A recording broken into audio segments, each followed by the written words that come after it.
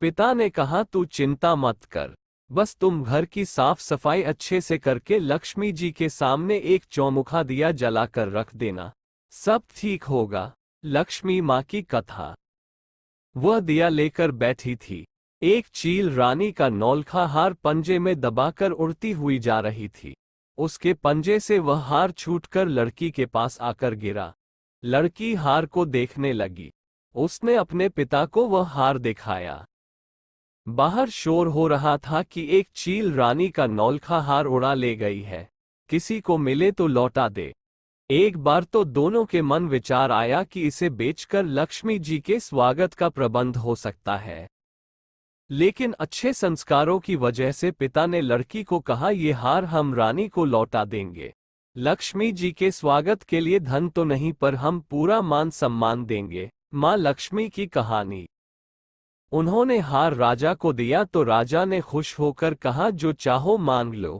साहूकार ने राजा से कहा कि बेटी की सहेली के स्वागत के लिए शाल दुशाला, सोने की चौकी, सोने की थाली कटोरी और 36 प्रकार के व्यंजन की व्यवस्था करवा दीजिए। राजा ने तुरंत ऐसी व्यवस्था करवा दी। लड़की ने गणेश और लक्ष्मी जी दोनों को बुलाया। लक्ष्मी जी को सोने की चौकी पर बैठने को कहा। लक्ष्मी जी ने कहा कि मैं तो किसी राजा महाराजा की चौकी पर भी नहीं बैठती। लड़की ने कहा, मुझे सहेली बनाया है तो मेरे यहाँ तो बैठना पड़ेगा। लक्ष्मी माता की कहानी। गणेश और लक्ष्मी जी दोनों चौकी पर बैठ गए। लड़की ने बहुत आदर सत्कार के साथ और प्रेम पूर्वक भोजन करवाया। लक्ष्मी जी बड़ी प्रसन्न हुई। लक्ष्मी जी ने जब विदा मांगी तो लड़की ने कहा, अभी रुको, मैं लौटकर आऊं तब जाना, और चली गई।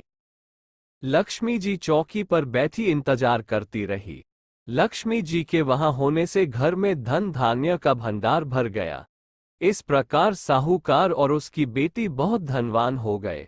हे लक्ष्मी माँ, जिस प्रकार आपने साहूकार की बेटी का आतिथ्य स्वीकार करके भोजन किया और उसे धनवान बनाया, उसी प्रकार हमारा भी आमंत्रण स्वीकार करके हमारे घर पधारें और हमें धन धान्य से परिपूर्ण करें।